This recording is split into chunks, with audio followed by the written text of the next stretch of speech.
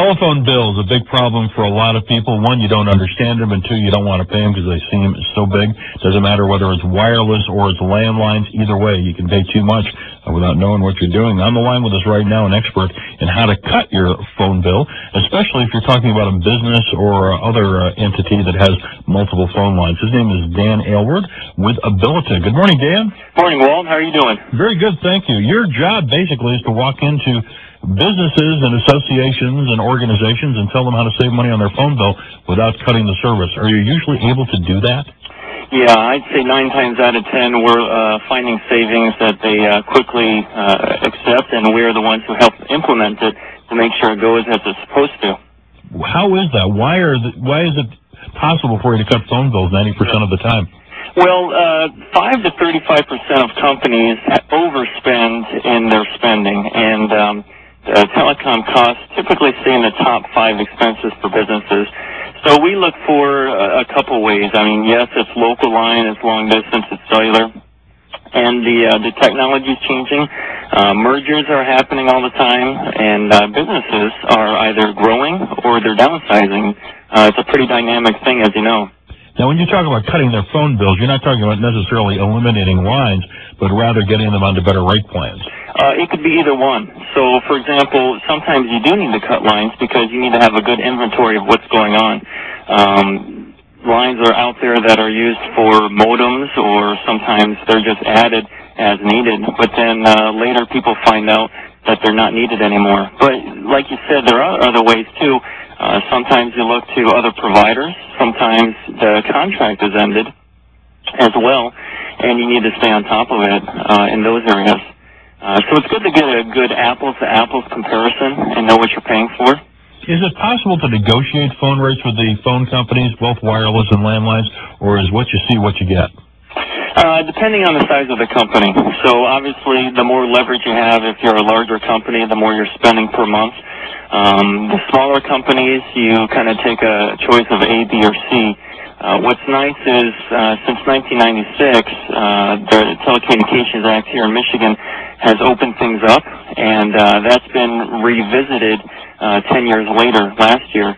So there is competition, there is mergers, and companies merging together. So what that means is there's some things changing that are out there. What's nice is some companies just want to stay with the incumbent. Typically that's AT&T or Verizon. And yes, you can stay more competitive on that, but you have to know what your needs are before you go into negotiating with them. I found a couple of years ago as an individual that I could save a lot of money with voice over internet. The service seemed to be just as good. Is that a viable strategy for businesses as well? Voice over internet is typically divided into 2 categories. There's voice over IP for phone systems, and I'd say every phone system that you would buy today, yes, you can get that, and that's whether or not you enable it. Voice over IP from a service provider, that is a newer technology, and it's still being developed and being hammered out. Typically, when you're looking for a phone company, they measure quality in terms of what's called the 5 nines. 99.999% of the time, you pick up your phone and have dial tone there. So companies I found who are interested in the voice over IP from companies like Vonage or Skype or companies like that are typically a little bit more cutting edge, and they are more comfortable with the newer technology, and they're also okay with if the phone lines aren't available for whatever reason, they have another option, or they can go maybe 30 minutes without the phone lines. But certainly the savings are there, and certainly that's an area that's being developed, and most of us will be using that, I'd say, in 5 or 10 years. As you look at the wireless systems that are out there and the programs that are offered, I think the only thing you can probably say about them is that every company is different.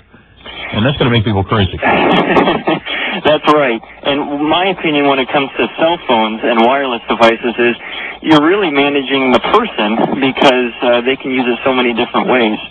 And if you want to find some savings there, you have to keep an eye on the text messaging. That's certainly a growing industry. The picture downloads, the game downloads, And then, of course, you have to stay on top of the minutes. And pooling the minutes is a good idea, a general rule of thumb, because you have, just like maybe health insurance, you kind of want to group it all together to absorb maybe a high month for some of your users.